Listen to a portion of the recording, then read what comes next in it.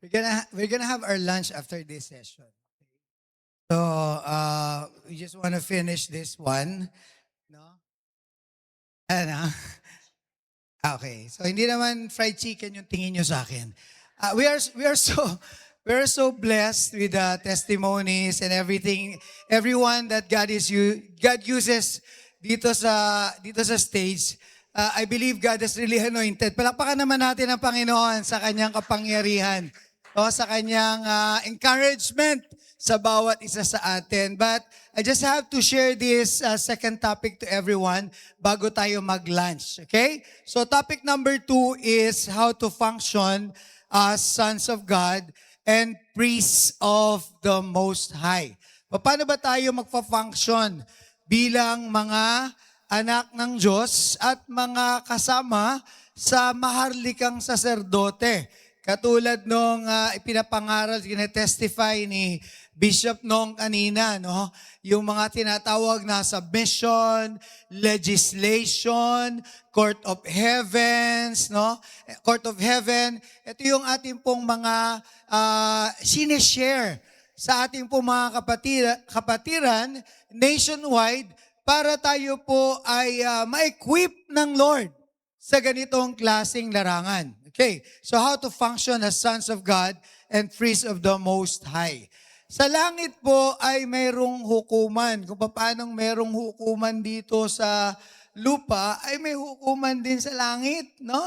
At meron dong mga tinatawag na mga legislative assembly. May legislation sa langit, pero may legislation dito sa lupa. Ang tinuturo sa atin ng Panginoon, who we are, and what is our function? Kasi ayaw ng Diyos na maging casualty na lang tayo, laruan tayo, playground tayo ng mga demonyo dahil hindi natin alam kung sino tayo at hindi natin alam kung anong kapangyarihan may binigay ang Diyos sa atin. Alright? So sa langit po ay may trono ang Diyos at meron po siya doong mga kausap na mga konseho. Mababasa niya sa Psalm 82. God sits in the divine council in the assembly of the gods. At actually, pinapagalitan niya nga yung mga sons of God, yung mga fallen sons of God, that were not obedient to Him. At ang sabi niya sa Psalm 82 verse 6, because you are like that, you practice injustice, you will die like mere men. He is talking about the rebellious spirits. But this is another profound topic. Ang gusto kong i-emphasize sa atin ngayon, hindi ka lang son of God. You are a priest forever in the order of Melchizedek. Hallelujah! Hallelujah! Sabi mo sa kanila mo, you're not just a son. You're a priest. Next slide. Ganyan, ang Diyos ang naglagay ng crown sa atin. Sabi sa 1 Peter chapter 2, no? You are a chosen generation, a royal priesthood, a holy nation, a peculiar people, that you should show forth the praises of Him who has called you out of darkness into His marvelous light. I tell you, if you're going to discover this kind of prayer, this kind of intercession, it really has a lot of dynamic testimonies. As in, a lot of this dynamic testimonies that we have never experienced before. Kaya sineshare natin sa bawat sa atin. Kasi dapat lahat ng mga kalipunan ng anak ng Diyos, alam nila kung sino sila at kung anong merong power meron sila. At tayong lahat ay bahagi ng tinatawag na Legislative Assembly. Sabi mo, Legislative Assembly. Sino nakakaalam niya? Mga legislators, mga mababatas. Kumbaga kung nakapunta kayo sa House of Representatives, di ba? Yung mga House of Senate, no? Sila yung mga kinaukulan doon. Alam niyo ba na tayo ay ganun sa langit? Di ka man senador dito sa lupa, senador ka doon. Hallelujah. Wala ka mang upuan dito, doon meron kang upuan. Ephesians chapter 2 verse 6, you have been seated in the heavenly places with Christ Jesus. Okay, so number 1, you must understand that you are a child of God. We must understand we are sons of God. 1 John chapter 3, verse 1. Sons and daughters. Sons kasi is general yan pag ginamit yan sa Bible. Ano na yan? Given na yan. Sons. Sons of God. Kasama yung mga daughters. Sons and daughters of God. 1 John chapter 3, verse 1 says that you are a child of God. You are a son of God. John chapter 1, verse 12, because of your faith, because you believe in Jesus, because you receive Jesus, God has given you the right to become children of God. Sino yung mga tumanggap kay Jesus dito? Taas ang kamay. Binigyan ka ng karapatan ng Ama na maging anak ng Diyos. Now, as sons of God, we are also part of the kingdom of priests. Ito yung binabanggit ko kanina, 1 Peter chapter 2, verse 9. Kasama tayo sa kingdom of priests. God is king, and He has a kingdom. At nung na-born again ka, kasama ka sa kingdom na ito. At ang kingdom na ito ay kingdom of priests. Because Jesus is the great high priest. And He has priest subordinates. Sino yung mga priest subordinates niya? Tayo. Dito sa tinuturo po natin na priesthood, si Jesus lang po ang great high priest. Hindi tayo pwede maging great high priest siya lang. Pero tayo, kasama niya, mga kapatid niya, na mga kalipunan at kaharian ng mga saserdote. Right? So, as sons of God, we were given the dominion over God's creation, over the earth. Can you say amen to that? Kanina pinagkatiwala ng Diyos ang dominion sa mga anak niya. Dapat alam mo yon.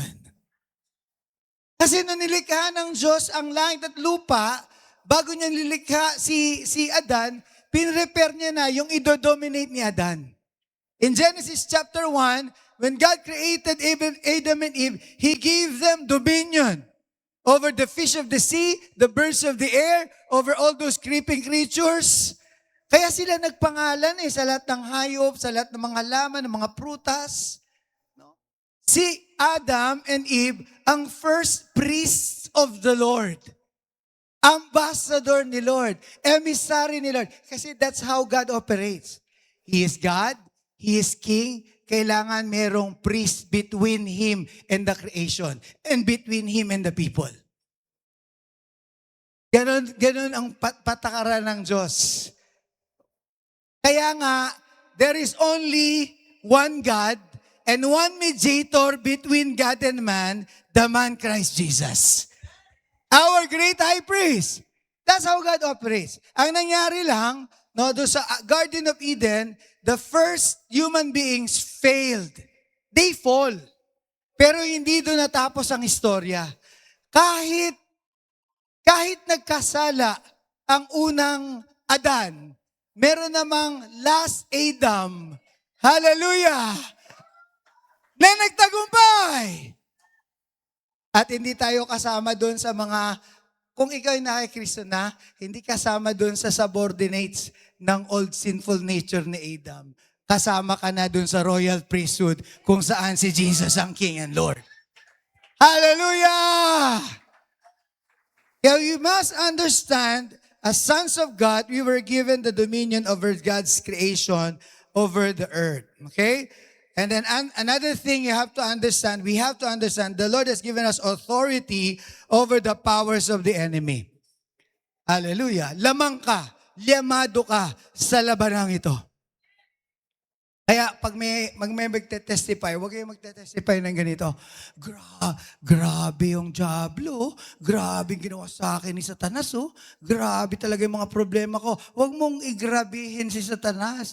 Mas grabe ang Diyos. Amen!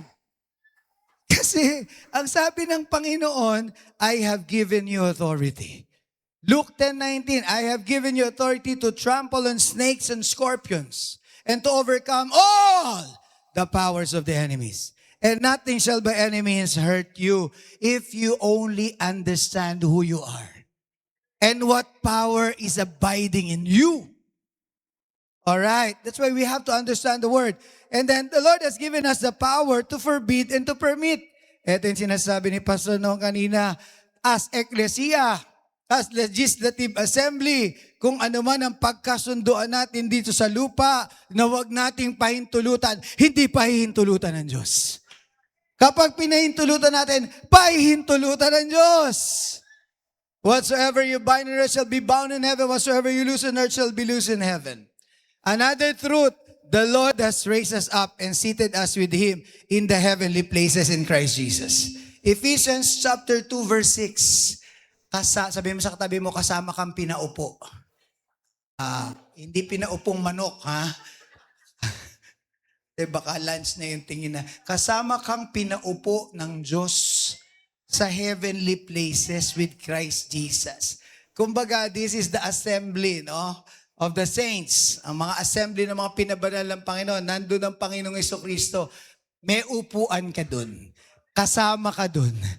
May boto ka dun. May boses ka dun. Amen! Ang Diyos, meron siya nilikha na tinatawag ng mga sons of God. No? Yung mga binigyan niya ng, there is what we call this hierarchy in heaven. God the Father, God the Son, God the Holy Spirit. And then, under them are the so-called sons of God. They are not ordinary angels. They are not yung mga angels with wings. They're not.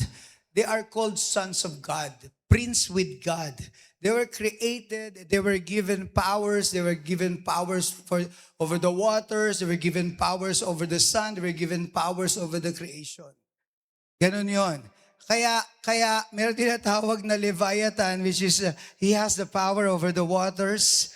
Meron tinatawag na Ra, he has the power over the sun. Merong mga tinatawag na mga goddess of the moon. These are not myths. These are all real. God has created them and has given them this power which is irrevocable. Oh, because they are sons of God. You'll read this in Psalm 82. You'll read this in Psalm 82.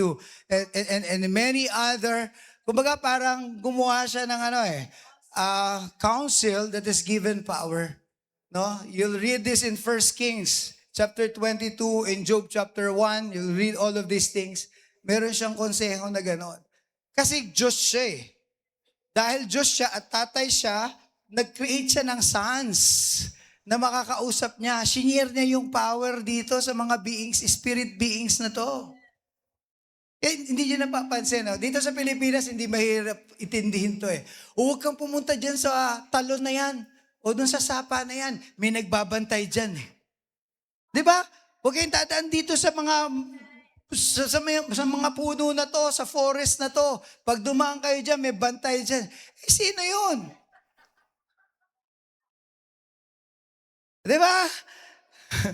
And, kasi one time, nag-prayer assignment kami nila Pastor Pio sa Mount Apo. I think this was 2014, something like that. And lagi kami dito sa Davao eh. Kaya nga, very close kami sa mga anak namin dito. So, pumanik kami sa Mount Apo to do a prayer assignment doon sa highest peak. Eh, nung time na yon, natapat na bawal ang hiking. Parang pinagpapahinga yung bundok. So, wala kaming kasama sa taas. Wala kasama. No, napakasama pa namin na tourist guide namin. Maraming alam doon sa bundok. So, Islam siya. No, meron kaming dinaanan doon na isang lugar na mapuno, malapit na sa tuktok. At ang sabi ng tour guide namin, dito po, sabi, mga pastor kami, 5 pastor kami, tsaka 5 kabataan. No, bali 10 kami pumanig doon. Sabi ng tour guide namin, dito po, announcement po, pagdaan po natin dito sa mga puno na to, wala pong magsasalita, wala pong maingay. Sabi ni Kuya Pio, bakit ho? Kasi nagugulo yung mga bantay dito. Pag maingay, bigla pong umuulan. Talaga naman nangyayari. Talagang merong bantay doon.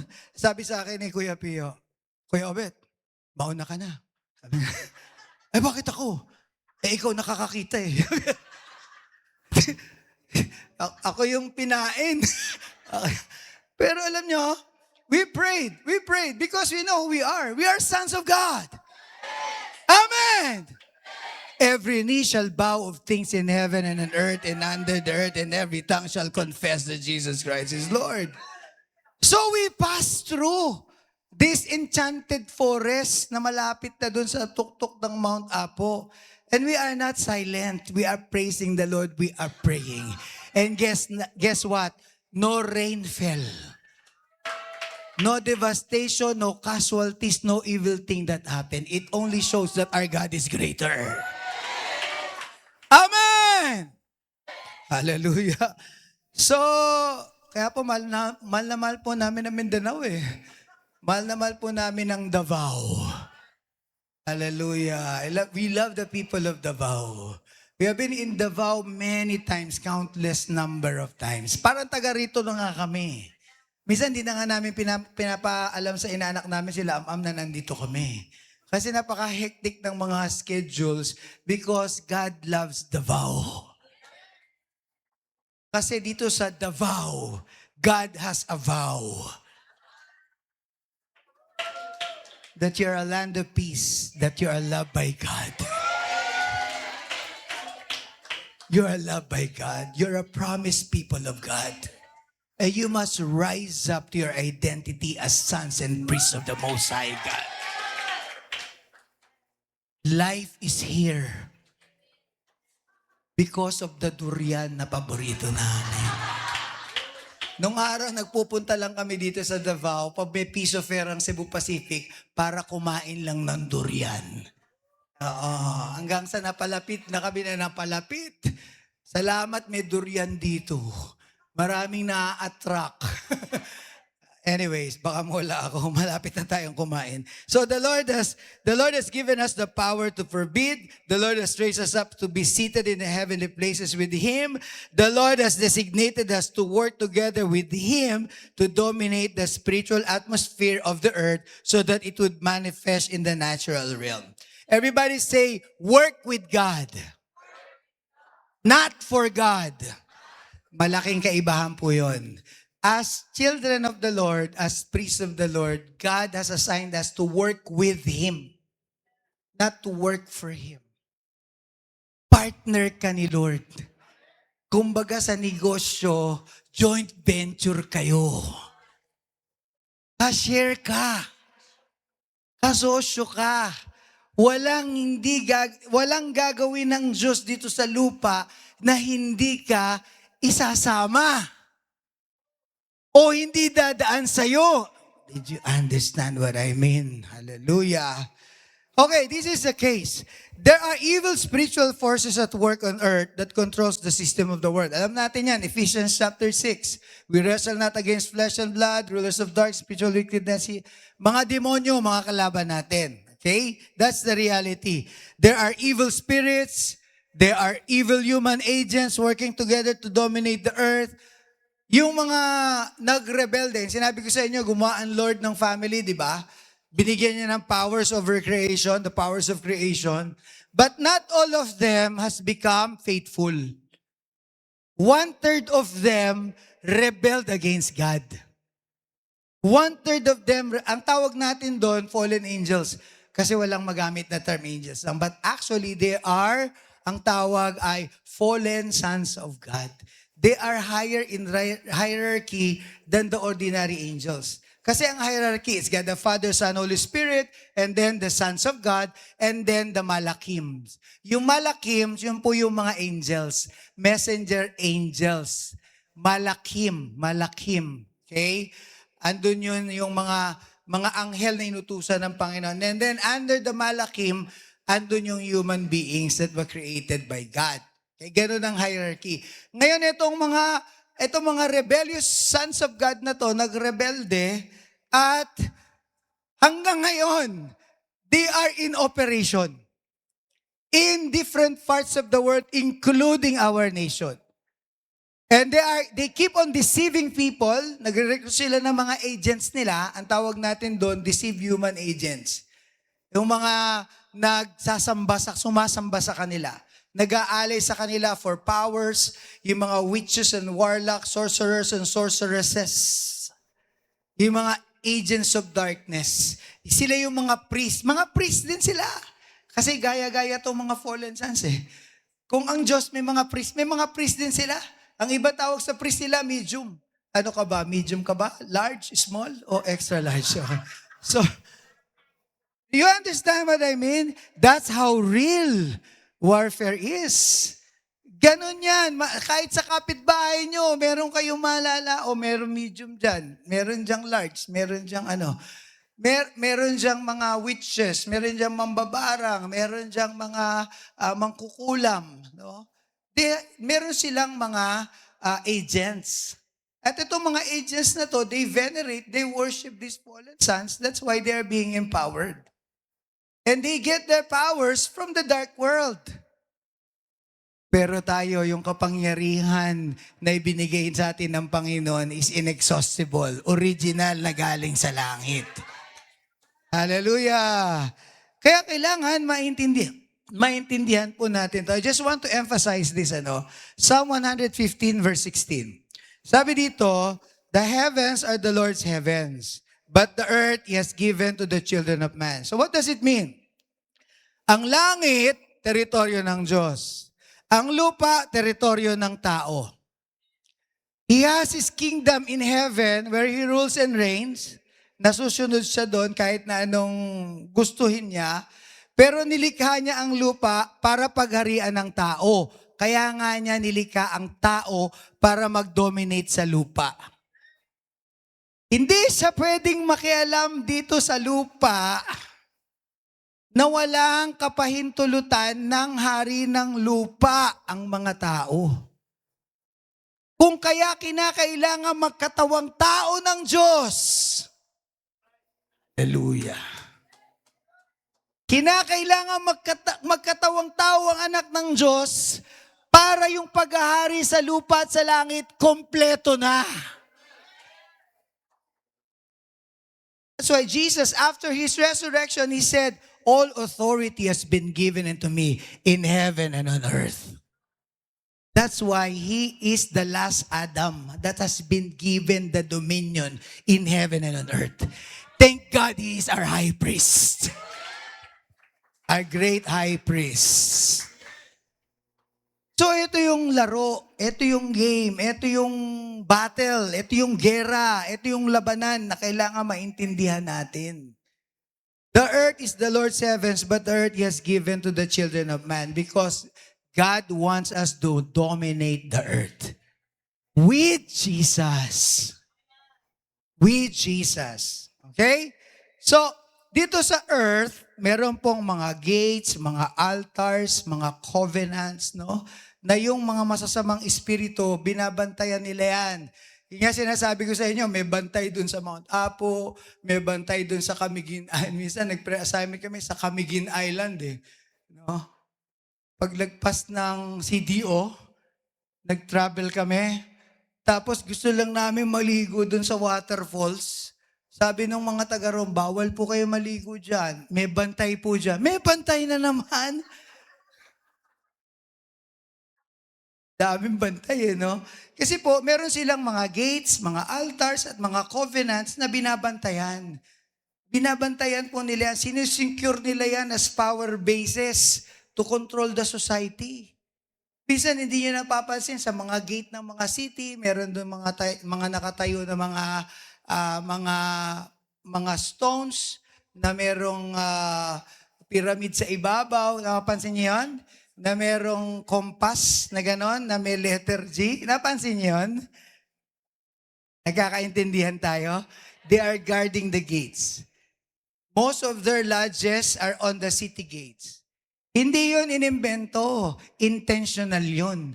Kasi tinatriangulate nila at gusto nila i-conquer yung mga cities and towns. Kaya nga sabi ko sa inyo, waiver lang po, no? Disclaimer, hindi kami kasama sa Eagles Fraternity. Eagles Anointing Conference po ito.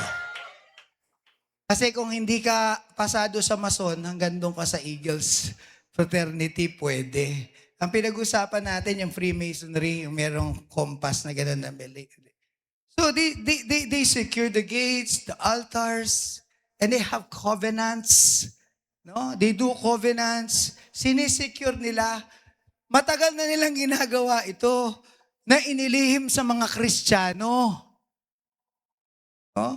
Kaya, ang mga Kristiyano, kung hindi nalalaman to, na meron pala tayong magagawa, lagi na lang tayong sunod dun sa programa nila. Sila namimili ng susunod na mayor, mamimili ng susunod na presidente, sila mamimili. Kasi nire-ritualan ho nila yan eh. At ang malungkot, hindi naman ang tunay na Diyos ang tinatawagan nila. They're calling on the demon gods and goddesses.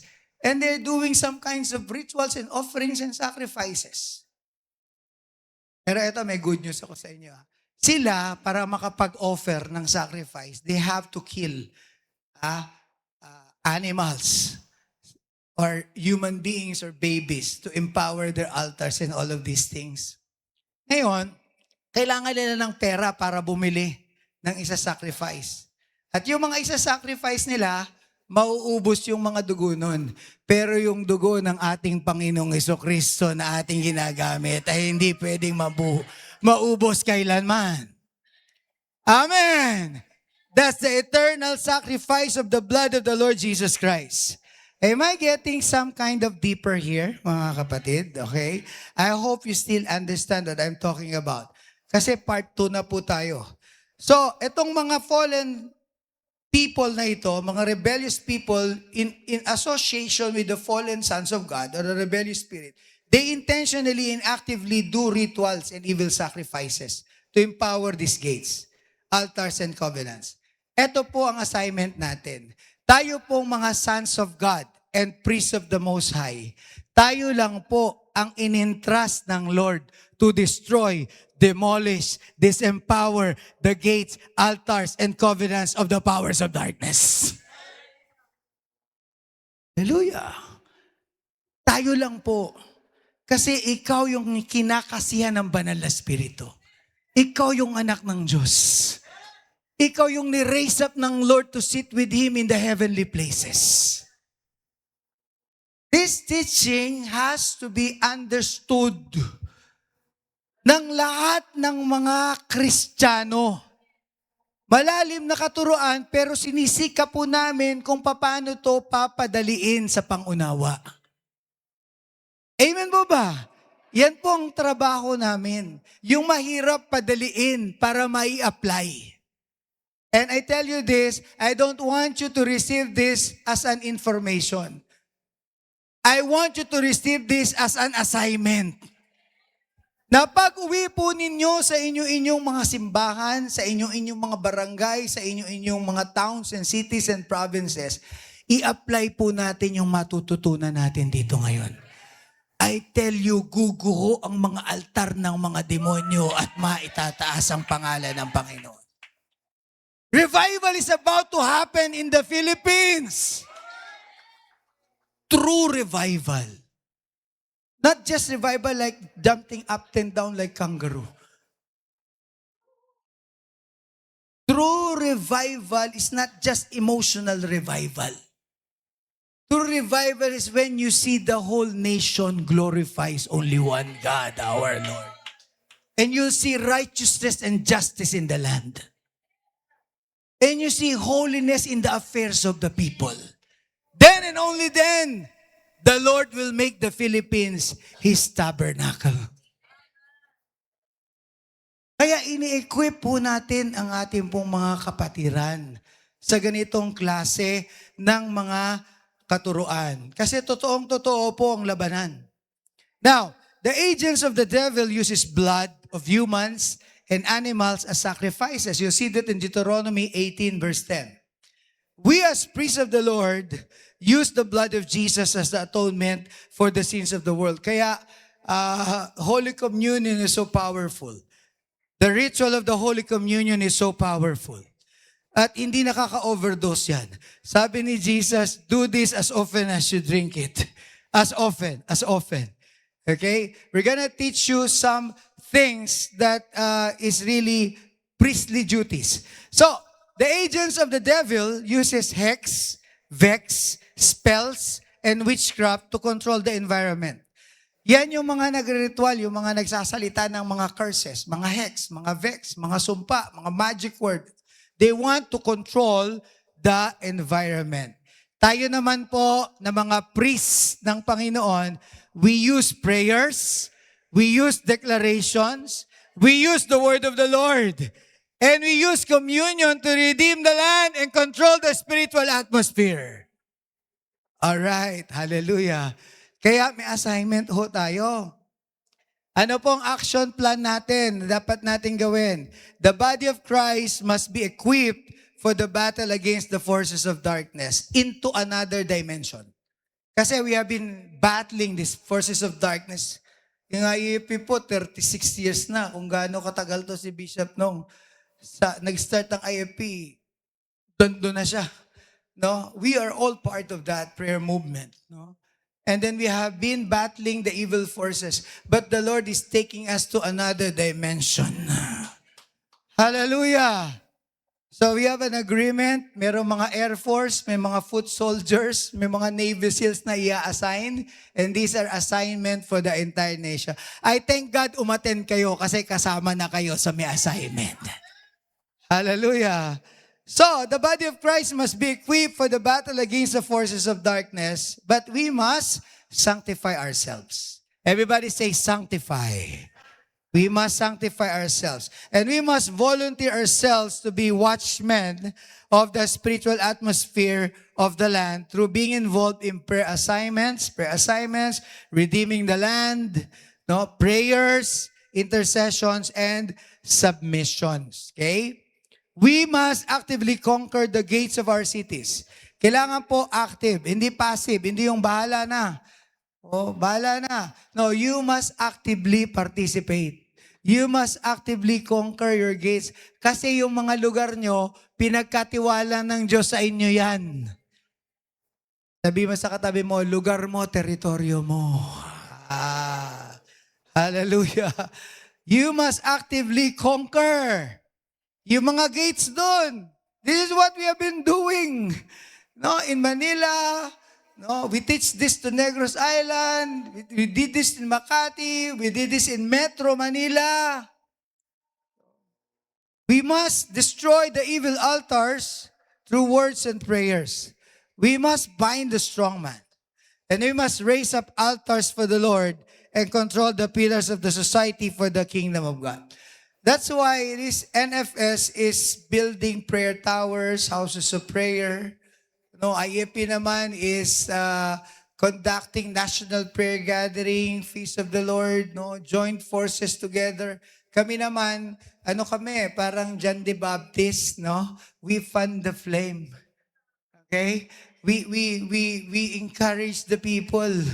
There is power in prayer. Signs and wonders and miracles are true. We encourage the people to pray. Kasi when the people were activated to see and hear in the spirit realm, mas masarap mag-pray. Mas ganado manalangin ng mga tao. May tatao ngayon sa mga prayer towers ng NFS. May aaten ngayon ng NPG at ng mga feasts. Yun lang po yung maliit na contribution namin, the Eagles Anointing Conference. That's why we fly. We encourage the people. We encourage the people. Hindi po ito iba doon sa mga major prayer networks. Magkakasama po kami. So that's what we have to do. We must actively conquer the gates of our cities. We must destroy the evil altars through words and prayers. We must ask the Lord to bind the strong man. We must raise up altars for the Lord, and we must control the pillars of the society for the kingdom of God. This is our the goal. The 8 pillars of the society must be under the lordship of the Lord. Must be under the lordship of the Lord. So, this is our duties and responsibilities as sons of God and priests of the Most High God. Let's all arise. Let's all arise. Father, we just want to thank you, Lord. I pray, O Lord God, sa maiksi at mabilis na pagpapaliwanag, kayo po ang tumutulong sa amin para maunawaan kung sino kami at kung ano ang assignment namin para sa aming bayan. Dahil tinawag mo kami ng mga anak mo, hindi lamang para mabuhay sa sarili namin. You have called us to live for others as well. To intercede for other people. To become the light of the world and the salt of the earth in this nation. Kaya Father God, I pray, help everyone by the power of the Holy Spirit to understand these teachings, to understand these truths, O God, and let it transform our lives and transform our nation as well. So we give you the praise, the glory, and honor right now in the mighty name of the Lord Jesus. Just lift up your hands right now. Father, before the break time, I pray right now, once again, in the name of Jesus, that the power of the Holy Spirit continue to fill your people, oh God. And even on our lunchtime, oh God, they will continue in the intensity of your power, oh God. There will be no dull moments, oh Lord, until the end of this conference, oh God. So we give you the praise and glory. In Jesus' name we pray, and bless the food that we're about to partake. In Jesus' name we pray, and all say amen and amen. Palakpakan natin ang Lord. Palakpakan natin ang Lord. Glory to God. Glory to God.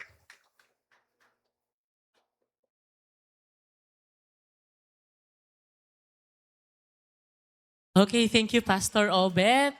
And we're gonna release you for our lunch break. Please be back by 1:15. We're gonna start our afternoon session by 1:15. God bless everyone. Again, we have food outside. You can buy food, and if you want to go outside, pwede din naman. And for our volunteers,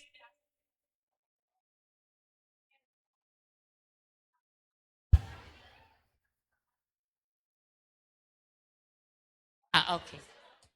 For the volunteers na kasama nila Pastor Obet, you have a designated place in the children's room po. Okay, see you again everyone by 1:15. God bless everyone.